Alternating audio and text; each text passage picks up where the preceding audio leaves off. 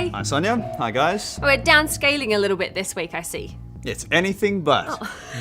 We're all fans of the Cartoon Network here at Kapow, and thought we'd take a look at a few collectibles based on two very popular cartoon series at the moment. That's Adventure Time and Regular Show. So I've caught up with the guys at Anime at Abbotsford, and this is my loot. Now there's a bunch of bobbleheads and talking plushies and keychains, collectibles to the wazoo if you're a fan of either series. But this is what I decided to choose based on trying to keep it under a $20 price tag. Cool. So first of all, let's start with these two Regular Show 3-inch articulated action figures. We have Mordecai, the Blue Jay, and Rigby, the Raccoon. They both seem to have an adequate likeness to the characters, though scale-wise, they don't seem to match the cartoon, as Rigby is a bit larger. This isn't so much a problem if you buy them separately, but when you put them together, it doesn't look quite right. Yeah, look, I can see your point. But, you know, I do like that both have a little button on the back that allows them to chatter.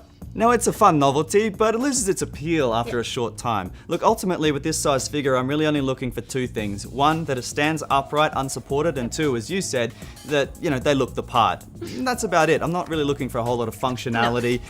That you can get 6-inch versions of these guys, which I think would be a better choice if you're looking for a larger range of movement. That said, the Mordecai, I'm quite fond of. I give him a borrow, but I'm going to have to bury Rigby. Oh, that sounds worse than it is. It does a bit, doesn't it? Look, I don't mind either figure. I did have a little bit of trouble standing them up because they've got such tiny, tiny limbs. They do. But I'm going to give them both a borrow. All right, fair enough. So let's move on to these guys. Yeah, they're the 5-inch stretchy collectible figures of Finn and Jake from Adventure Time. Finn comes complete with his sword to help slay evil, while Jake comes with an extra fist accessory and BMO. Sword in hand, Finn looks ready to take on any adventure, which I think is really cool. Yeah, it looks great. They both look really good, and they're a really good size either for your desk at work or on your bookshelf at home. Yeah.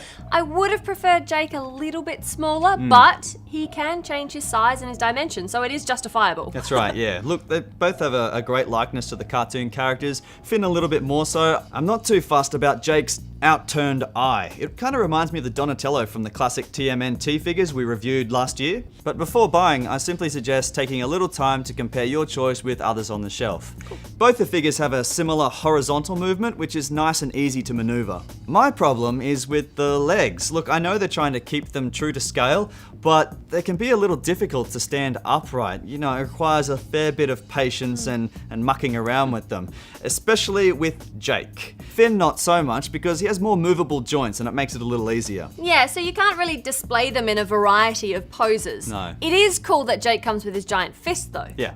You can use it to help him keep his balance. And I love BMO, great details. But he can't stand up at all, No. which is a bit of a shame. It is. Ultimately, I give Finn a buy, but Jake just a borrow.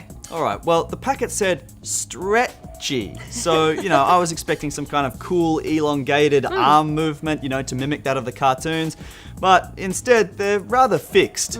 Admittedly, though, you can temporarily bend the arms in a variety of positions, but it's not as advertised. So it's a borrow for Finn and a berry for Aw. Jake. Sorry, BMO. Poor BMO. But if you guys did get your hands on these collectibles or some others that you had, you know, trouble standing up, I do have a bit of a tip for you. If you're under 13, then you might want to ask your parents first. But otherwise, simply boil the kettle, fill a cup full of water, place your figure inside of it, then take him out, and the legs should be a lot easier to move around. They should at least be a little bit more malleable anyway. That's a really good tip. Yeah, well, you know, I'm wearing transparent spiderweb pants made of pixies. Just raising the bar, really, aren't you, Ray? It's from Adventure Time. How is that weird? Because you're actually wearing a pair? Am I?